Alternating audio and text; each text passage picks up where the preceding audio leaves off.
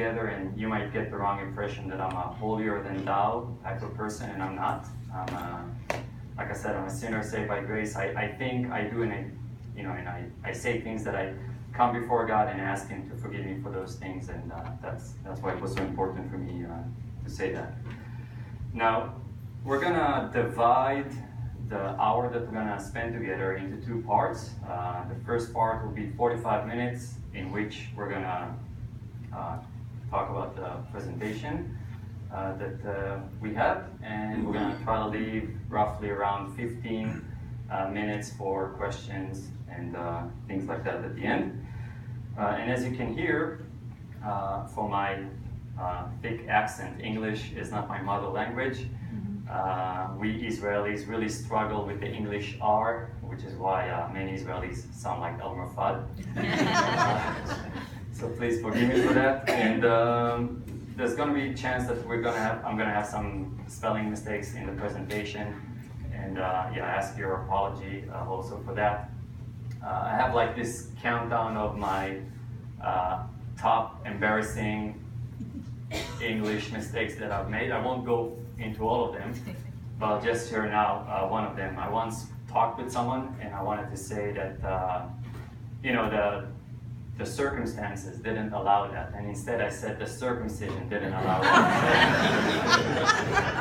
There's worse than that, trust me. Let's start. Today we're going to talk about the history of Israel, and we're going to cover the time period of the first temple leading to the present day. It's okay. I'm pulling your leg. My English is not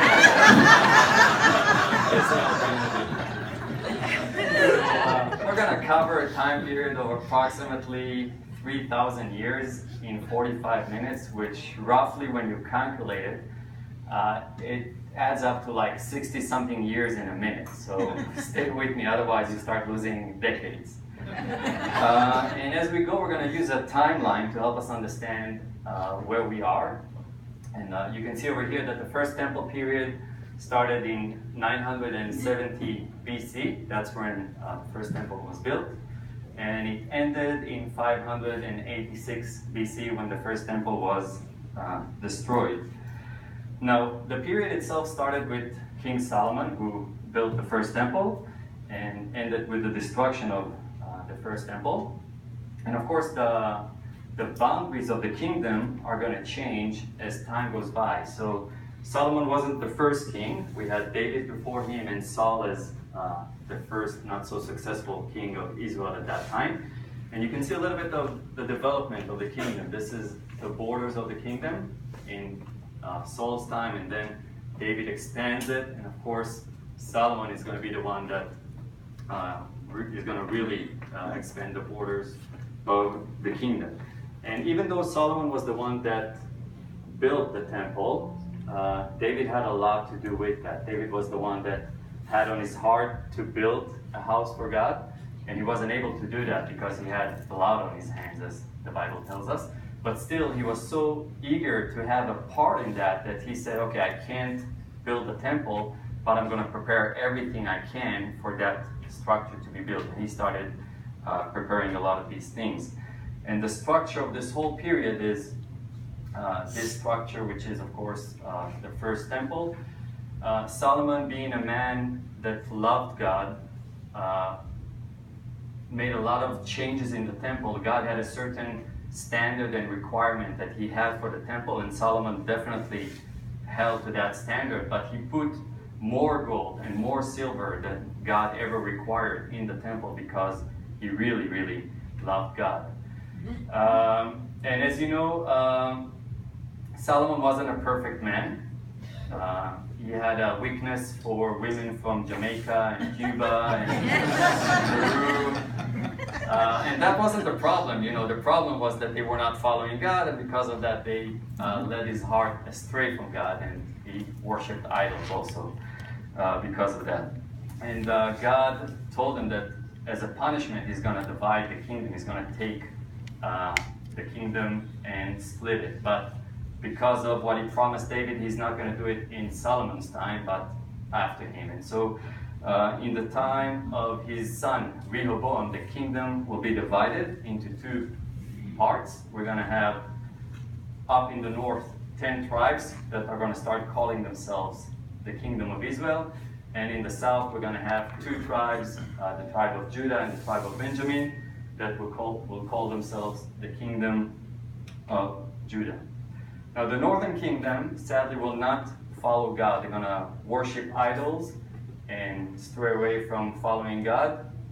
And as a punishment, God is going to let the Assyrian Empire to come and exile them from the land. And you can see a little bit of the Assyrian Empire. And one of the things that the Assyrians are going to do is they're going to exile the Jews from the northern kingdom, and they're going to bring heathens and settle them there. And that's basically how we get the Samaritans that lived in the area of Samaria. And they will understand that this area that they came to is very different from other places that they lived in, and that's because they're going to start experiencing attacks by wild animals, and they will ask the emperor of the Assyrian Empire to send someone who will teach them how to worship and serve the God of that specific place. And basically that's a little bit about the Samaritans. The southern kingdom is not going to do so well also. They will stay a little bit longer, but they also are going to start getting into idol worship. And because of that, God is going to enable another kingdom that's going to take over the Assyrian kingdom, and that's the Babylonian Empire, to come and conquer the area of Judah and exile them. And of course, as they do that, they also burn down the first temple and bring an end to that time period. The Babylonians eventually are going to be conquered by another empire, which is the Persian Empire. And they're going to roughly rule over the land during 539 BC until 332 BC. And it's going to be a really big empire. As the book of Esther, chapter 1, verse 1 tells us, it's going to stretch all the way from India to Ethiopia. And you can see it over here. Now, the Persians, although they are idol worshippers, they're a little bit different than everything that the world has known in that time, because as heathens, they didn't worship statues, they worshiped more powers, we can say, of nature. And they started thinking about the headache that it's going to be to transform the religion of everyone that's underneath them to believe what they believe. And so they decided, let's not even go there. And because of that, they decided to give freedom of religion in that time. This is an archaeological an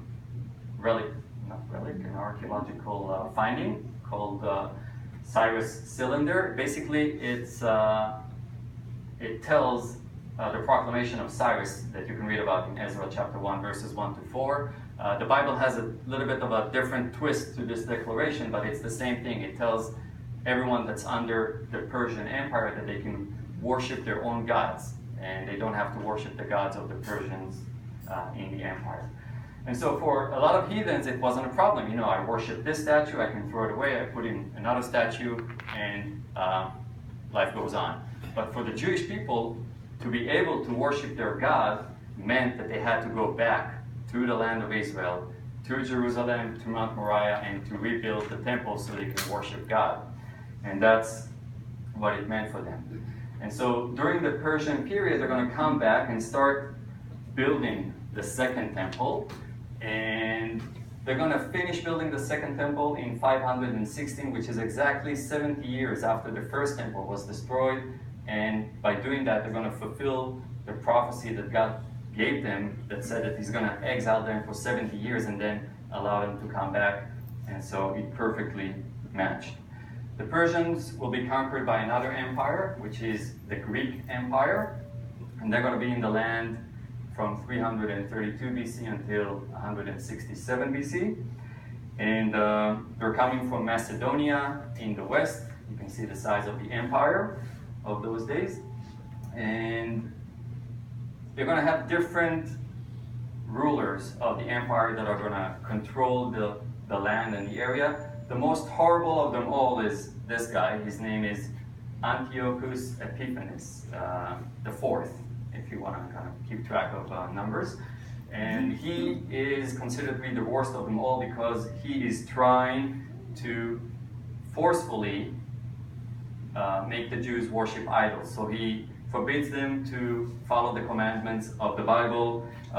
He tries to force them to worship idols, and eventually this policy of his is going to lead to a revolt from the land that's going to end the Greek time period or the Hellenistic period. Now the revolt is going to be led by a family in the land that's called the Hasmonean family, and because of that, the next time period is going to be called the Hasmonean period. They're able to conquer the land from the Greeks, and they're going to control the land for roughly almost 100 years, from 167 BC to 63 BC. And of course, the borders of the Hasmonean kingdom will change with time as they conquer more and more to their kingdom. So it starts over here, and you can see the different rulers added to the kingdom's area. Now, one of the things that they do is they build fortifications. One of the most known ones, and for the ones who've been to Israel, you've probably been there. The ones that I went with, we've been there, and that's Masada, if you remember. The Hasmoneans were the first one to discover the advantages of this mountain cliff, and they were the first one to build a fortification on top of this. But all the fortifications they built eventually didn't help them, and the Hasmonean period comes to an end, and they're going to be conquered by the Roman Empire that's going to control the land from 63 BC until 324 AD. And from the Hasmonean kingdom, they're going to turn into a small province in the Roman Empire known as the province of Judea, over here. Now, this is a very eventful period in time.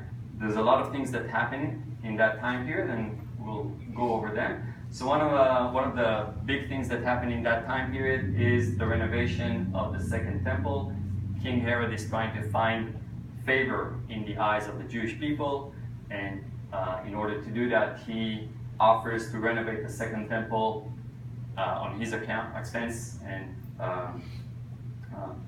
does that during that time. Something else that happens during that time is, of course, the crucifixion, burial, resurrection, and ascension of our Lord Jesus. And this is kind of an old photo of the Garden Tomb area. And something else that happens is that in 66 AD, the Jews are going to rebel against the Romans again. This time the size of the rebellion is going to be very different in its scale and size, and so the Romans are going to call it the Great Rebellion. It's going to take them a couple of years to get control back over the land, but one of the things that's going to happen is that they're going to burn down the Second Temple in 70 AD, and as Titus is going to come back to Rome after suppressing all the rebellion in the land, they're going to build a victory gate in his memory, in his honor, and it still stands in Rome until today. You can go and see it. And one of the things that they did over there is they had this in the Victory Arch. It basically shows the loot that they got from the temple, and this is the temple lampstand that you can see that over here and over there until today. I don't know how much you're following the news, but a couple of months ago the UN had a brilliant decision. They decided that Israel doesn't have any connection with the Temple Mount at all. And Benjamin Netanyahu said that he understands that no one over there apparently reads the Bible, but they could at least go to Rome and look at the Gate of Titus and see that the Romans in the 1st century AD took the lampstand from the temple that was in Jerusalem. And so this is something that happened. Another thing that happened was that in 130 AD, another Roman emperor came to the land. His name was Adrian, and there was a lot of expectation from that visit, and that's because 130 AD is almost 70 years after the Second Temple was destroyed. And we Jews got kind of used to 70 years punishment. And they remembered that God was able for the Jewish people to come back from Babylon before the 70 years ended so they can start rebuilding the second temple. And they thought, hey, he's coming, he's going to decide what to do with the temple area in Jerusalem, and maybe this is the time that God is going to enable us to start building the third temple. And he came and he thought, you know, I'm gonna do some changes. I don't like the name Jerusalem. I'm gonna change the name of the city to Ilia Capitolina.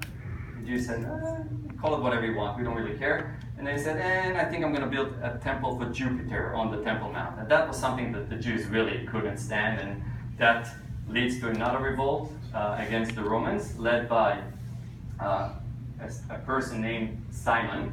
Bar Kokhba, there's a kind of an argument whether or not that was his real name, but it's actually Bar in Aramaic is son, Kokhba is star, and so a son of the star, it's a nickname that the rabbis gave him at that time because they said that he is the Messiah. That's the type of Messiah that the Jews were very much looking for, an army leader that will unite the people and get the conquerors at that time, the Romans, out of the land and give them the control back. And that also started something, not started, but kind of deepened this valley that started existing between the Jews that followed Christ and accepted Jesus as the Messiah, and the Jews that didn't. And so when the rabbi said Simon Bar Kokhba is the Messiah, everyone that believed that Jesus is the Messiah could not take part in that revolt, and they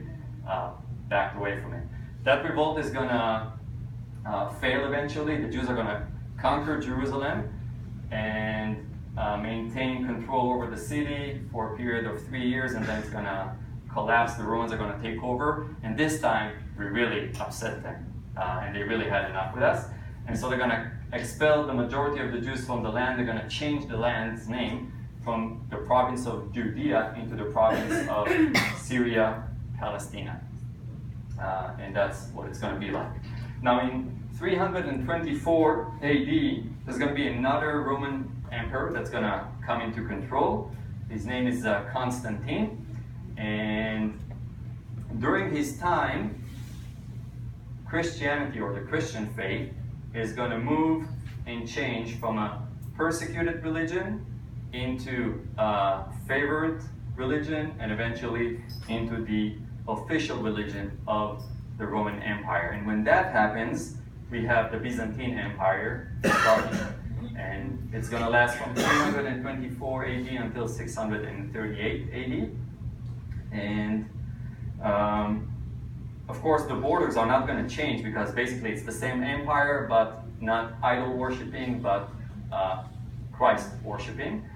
And one of the main things that they're going to do during that time in history is they're going to build churches, a lot of them. Some of them we still have until today. One of the most famous one is, of course, the Church of the Holy Sepulchre in Jerusalem.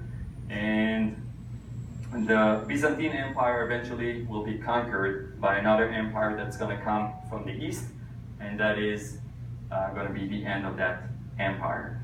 And the beginning of the new one, which is the Muslim Empire. The Muslim period will be from 638 AD until 1099 AD. And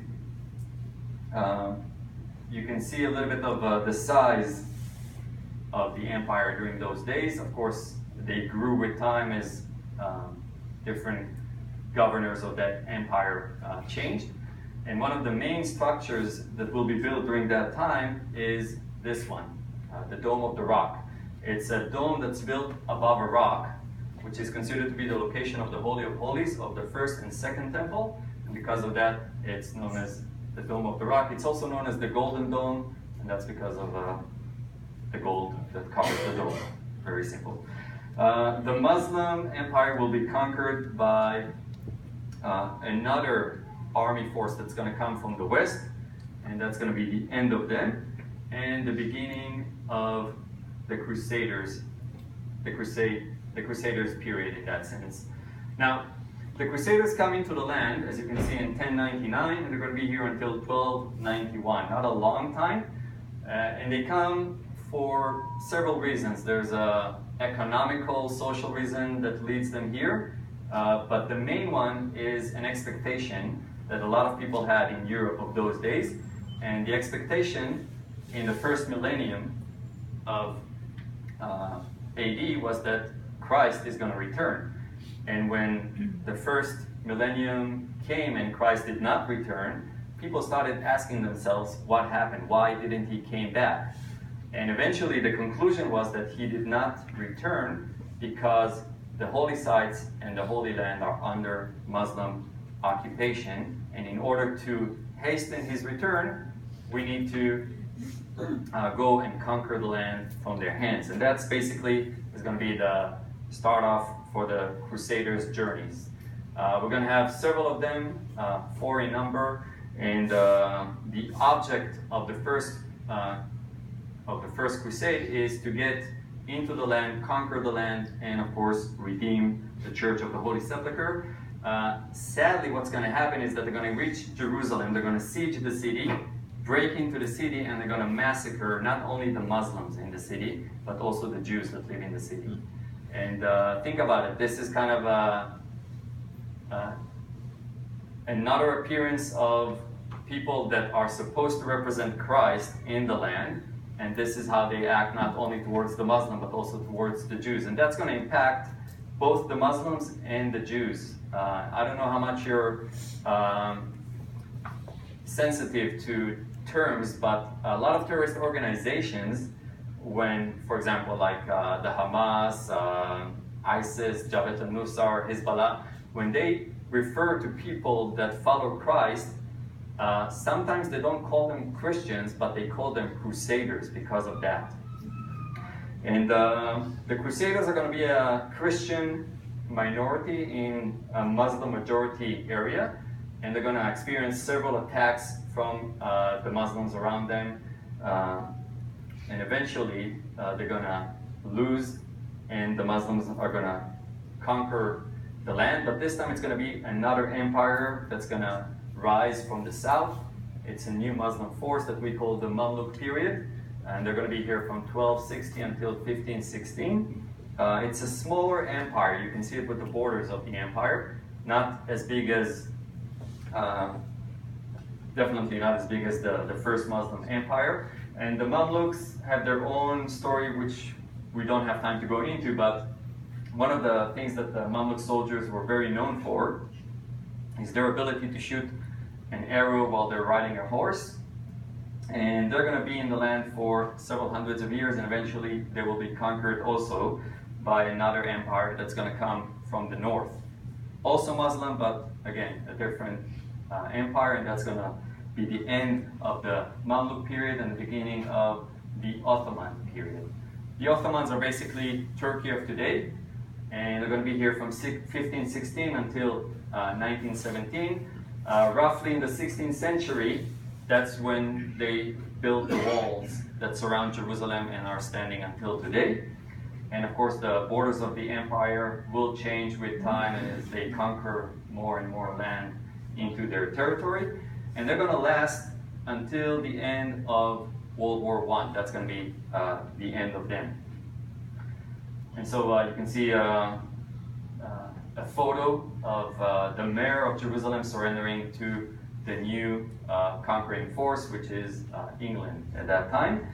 And something else that happens in 1917, the end of World War I, is the Balfour Declaration. I don't know if you know a little bit about that, but basically it's a declaration given to the Jewish people from the British Empire of those days, stating that Her Majesty sees in favor and will help building, listen to this, a national home for the Jewish people in the land of Israel. Okay, 3 very important phrases: national home, Jewish people, land of Israel, all of them in one document that is called the Balfour Declaration. Now, England is going to receive basically the control over the land from kind of the former organization before the one that we know today as the United Nations. And they're going to receive this mandate to control over the land, and that's why we call this period the Mandate period. It's going to last from 1917 until 1948. And one of the things that they were supposed to do is to prepare the land for the return of the Jewish people. But when you look at a little bit of what was going on behind the scenes, you understand that England had a different motive in everything that was going on. So this is a part of a map that both England and France decided upon. They actually designed this map before the World War I ends. We call it today skinning the bear before you catch it. Basically, England and France sit down and decide how they're going to divide the Middle East between themselves. So Area A is going to be controlled by France. Area B is going to be controlled by England. And the colors were supposed to represent more like specific control zones. So the blue is an area that is directly controlled by France, and that's today's Lebanon, basically. If you go right from there, that's Syria. The red is an area that is controlled directly by England, the area of Iraq today. B is a part of the mandate, also with the yellow part, and the thought was that the yellow part is going to be shared also with Russia and France and England between themselves, and they're going to control it. And as you can see, there's another red part over here. This is Haifa, that's where I live. And England wanted to have control over that. And the reason is because in the back of their mind, they're thinking, we're going to have a shortcut to India and start doing business over there. Instead of going all the way around the continent of Africa, we can sail through the Mediterranean, dock the boats in the Haifa port that they're going to build, and then go inland to Iraq, the Persian Gulf, and from there to India, and business is good. So that's their plan. The Jewish people during that time are desperate to have any soil in the land. So they are going to start purchasing any piece of land they can in the land. And eventually we're going to have this shape that we call the settlement N. You can see why we call it like that. And the reason we were able to purchase all that land is not because people were really cared and compassionate about our desire to come back to the land. It's because it was swampland. There was a huge swamp over here north of the Sea of Galilee called the Hula Swamp, another big swamp here in the Jezreel Valley, more swamps over here on the coastline. Basically an area that no one wanted to deal with, no one wanted to start having the headache of, draining the swamps and hoping that the land could be cultivated, not to talk about the malaria that was going on over there. And so that's how we were able to purchase those lands. Now, when England's going to receive the mandate over that area, they're going to look back at history and they're going to say, this area way, way back in the times of the Romans was called Syria Palestina. So let's call it Palestine, and that's how we get the name.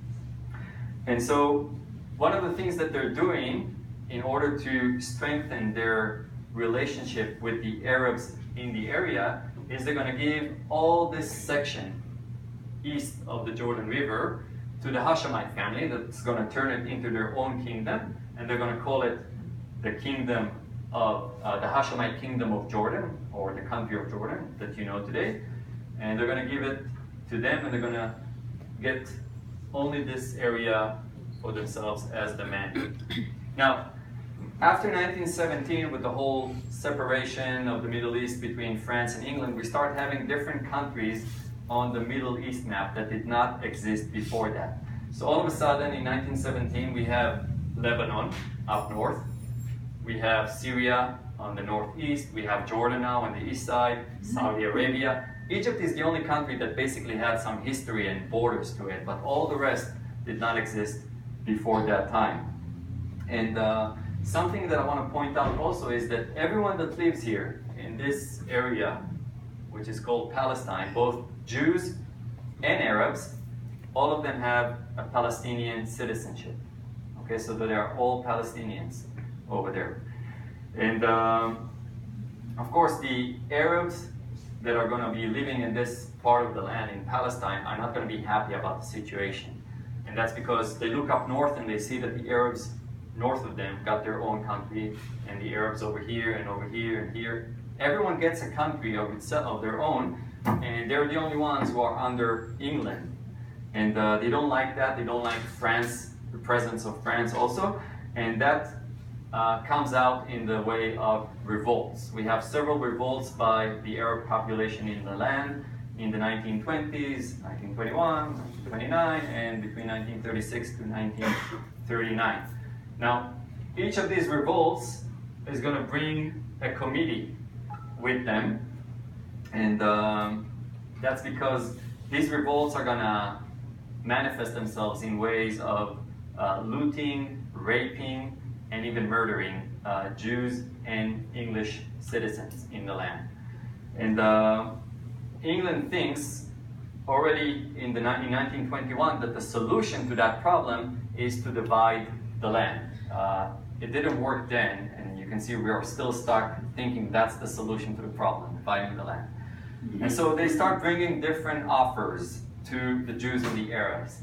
I'll show you a couple of them. Okay, this is a commission led by a gentleman named Peel, and this is their partition plan in 1937. They said, okay, we're gonna give the Arabs all this green section, the Jews can have this orange area, and we're gonna keep for ourselves this gray section. They're gonna basically plan on coming through the Jaffa port and having access to Jerusalem.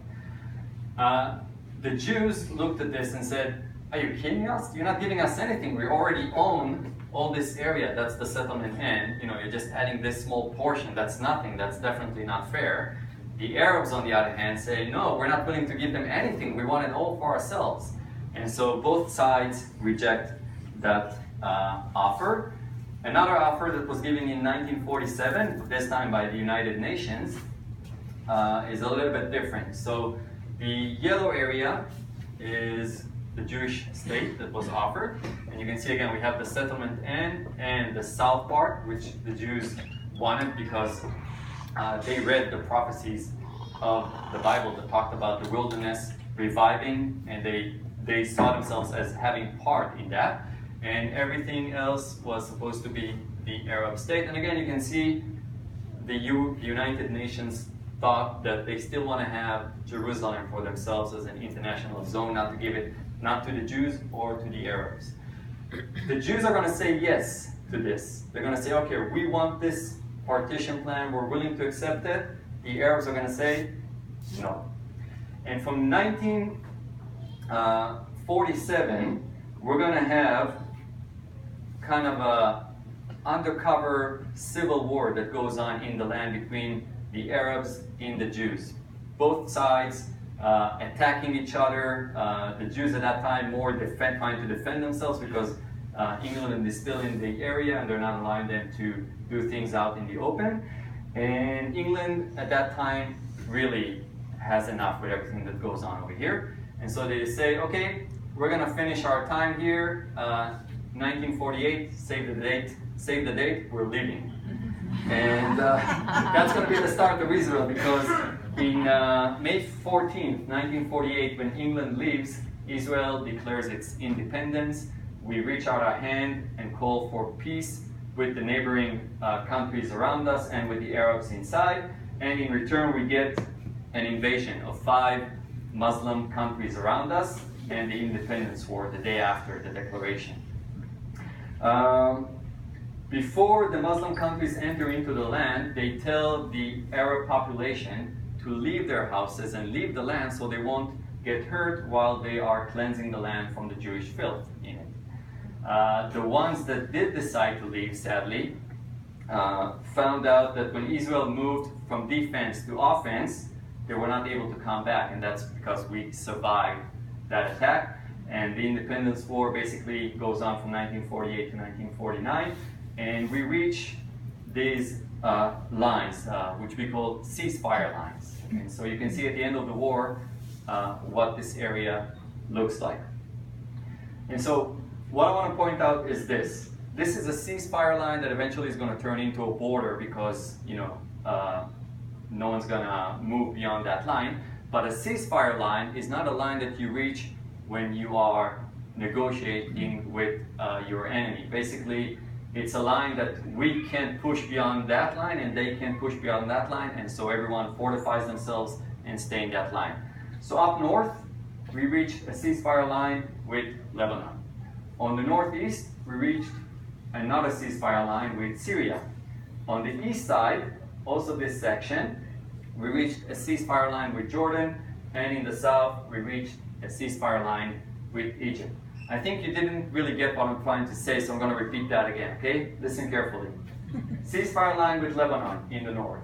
Ceasefire line with Syria in the northeast. Ceasefire line with Jordan on the east side. A ceasefire line with Egypt in the south. Where is Palestine? Doesn't exist. It doesn't exist because what Jordan does is they implement a new phrase at that time in history. When you look at the map, you can see this is the area that the UN until today insists on calling the West Bank. If you go back to the times of the Bible, this is the inheritances of the tribes of Manasseh, Ephraim, Benjamin, and Judah. The UN insists on calling that the West Bank until today, and you think about it, why? I mean, why would you call something that's on the east side of the land the West Bank? Right. You're probably very disoriented, or you don't know what you're talking about. The reason is they give this area that name is because Jordan was the first one to start calling it the West Bank. It was the West Bank of Jordan, the country, and the West Bank of the Jordan River. And all the Arabs that lived in this area had a Jordanian citizenship. They were considered to be, and they were, Jordanian citizens. The ones that were here in this area that Egypt conquered were under Jordanian rulership. But what I want you to notice is that none of them went to the United Nations and said, we want a country of our own with Jerusalem as the capital. None of them demonstrated, none of them did any terrorist attack against Egypt or Jordan. They just lived as citizens of those countries. And what happened during that time is that Syria, Jordan, and Egypt were basically getting ready for another round of war with Israel.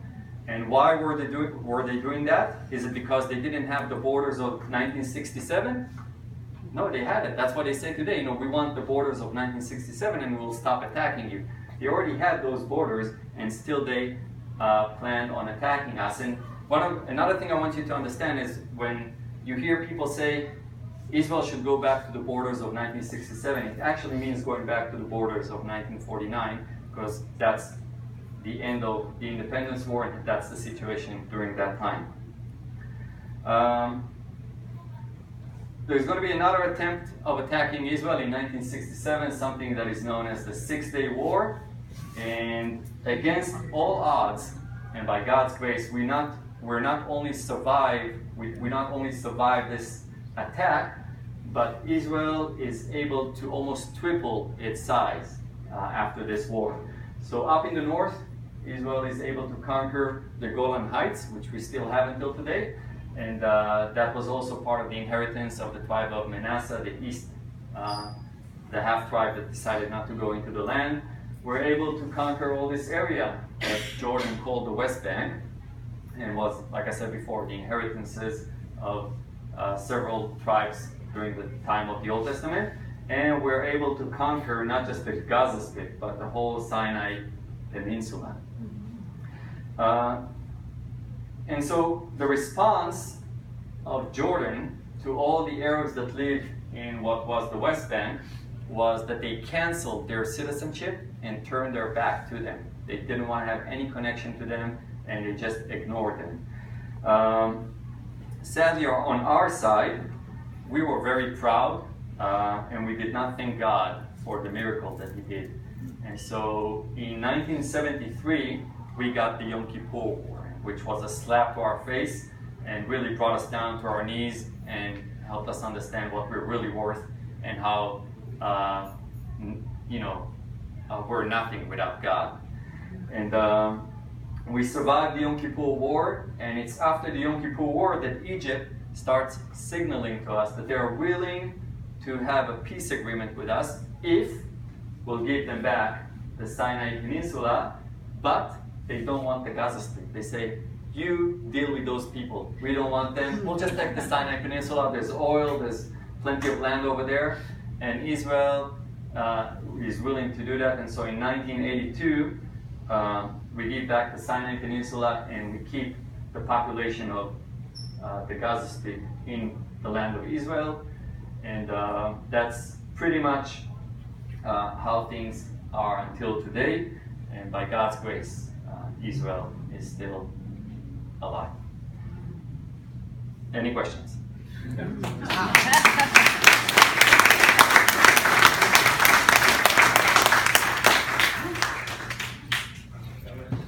Yes. You discussed the borders and all. The question I have in my mind is, God originally gave to Abraham the borders of the land of Israel. Do you see this coming into fruition? Yeah. So when we talk about the borders, we have something that we call as different borders. God promises Abraham certain borders that he's going to give him, and we call those the promised borders. And then with the course of history, the Jewish people are going to come into the land back from Egypt, and we have the conquest borders that Joshua and the people of Israel start conquering back or conquering into their hands. And again, the borders will change because under the Old Testament, what we get is connected to our performance. Okay, and so that's the Old Testament, and that's why we did not get the whole, all of the borders that were promised to the people of Israel. Under the New Testament, it's not dependent on our performance. It depends on the performance of Jesus and what he did. And if you go to, I think it's Ezekiel 48, you can see again that God's plan in the future is again to divide the land according to the tribes. One of the different things is that, for example, the tribe of Dan received their inheritance in the area of the present city of Tel Aviv. When you look at the border that they're going to receive in the future, it's going to be up north this time, where they chose eventually to go and settle. And God will again divide the land according to the tribes, and the size and the scale is much bigger than Israel of today. I hope this does it answer the question? Okay. Other questions? Will, great to see you. Ellie, it's great to see you, number one. That's actually number 1, 2, and 3. Okay. Good to see you. Number 4, I've been reading that the conditions in the West Bank are really bad. And so we see an opportunity there because of the employment, crime, everything that's going on, they're basically isolated. Do you see an opportunity, as far as you can tell, to get that area back? Or maybe Israel doing something to say, hey, look, we'll consider helping you guys out if something, kind of an arrangement or something? Okay, so there's a lot of things to address. Okay, so yeah, the area which was the West Bank in the past has a mixed population in it. Okay, you have Arabs living there and you have Jews living there. In the 1990s, under the Oslo Agreement, one of the things that Israel did is they gave authority over certain cities, towns, and villages to the Palestinian Authority in those places. And so we have kind of a division that we call A, B, and C. So an area A is an area that is completely under the Palestinian Authority. The IDF will not go in there unless they need to. I, as an Israeli citizen, am not allowed to go in there. We have Area B that is controlled by both the Palestinian Authority and Israel. And over there is a presence of the IDF. I can go into those areas. And Area C is everything else that used to be part of the West Bank and is part of Israel today. And I can definitely go to those places. One of the steps in order to divide the land eventually and give the Palestinian Authority independence is the fact that Israel said, okay, we're going to back off, we're going to let you have control over these areas, and you're going to enforce the order, you're going to collect taxes, you're going to develop the road system, the health system, the education system, workplaces, it's all you. We're not going to intervene in that. And sadly, instead of using the millions of dollars that they receive from the world into improving the road system, the health system, the education system, creating work jobs for the Arabs in the Palestinian Authority areas, instead of doing that, they are misusing the money that they receive. One of the things that they're doing, sadly, is they are funding people and families that are involved in terrorist activity. So, for example, I don't know if you remember, but a couple of, I think it's almost a year now, there was an American citizen that was an exchange student. I think he was studying business. He came to the land, he walked in Jaffa, and this Arab, Muslim Arab, started stabbing people randomly in the street, and he killed that student. And so what the Palestinian Authority is doing is they're giving money to his family, supporting them. And basically they are encouraging more people to do these kind of things. So it's kind of it's a circle that has to be broken, and sadly the Palestinian Authority is not going in the right direction in that sense. I'm not saying that Israel is perfect. There's a lot of tension that goes on in that area between Jews and Arabs, and you need to remember that the Jews in that area are not saved. They are in the same mindset that all this land belongs to ours. You're an invader, and we want you out of here. And I mean, it's a tricky situation on both sides. So the solution to that is not going to come from us. I wish it will, and there is things to do, but the solution is much bigger than that. And I can give you an example. When they were talking about, and they're still talking about, dividing Jerusalem into two parts and letting the Palestinian Authority have control over the east part of Jerusalem, the most objections that we got to that thought actually came from East Jerusalem, that didn't want to be under the Palestinian Authority. They wanted to stay under Israel because they knew that the conditions will be better for them under Israel than under the Palestinian Authority. And one of the things that you saw throughout history is the leadership of the Palestinians or the Arabs that were in the land led them further and further down instead of taking care of them. And we see it today also with the Gaza Strip. We say that the Gaza Strip is the only prison in the world that the people that are in it are actually paying for it, because the Hamas has all the intentions to keep the situation the way it is, because if there's peace, they lose their job. Okay, I think... One more question, yes. Guys. One more question, yes. The rise of Arafat, we can kind of see why it was easy for him to come to the people. Who is the next Arafat? Because you don't hear too much about the PLO, the leader today. I mean, he's been there, he's been stable. When I say he's been stable, I mean, he doesn't cause too much trouble, but he won't agree to anything. But who is the next, what do you see in the horizon as the next person to really cause Israel trouble? The Antichrist. Good. While we're remiking here, I asked Alex, Tim, is Landy left? Landy left. All right, Alex, Tim.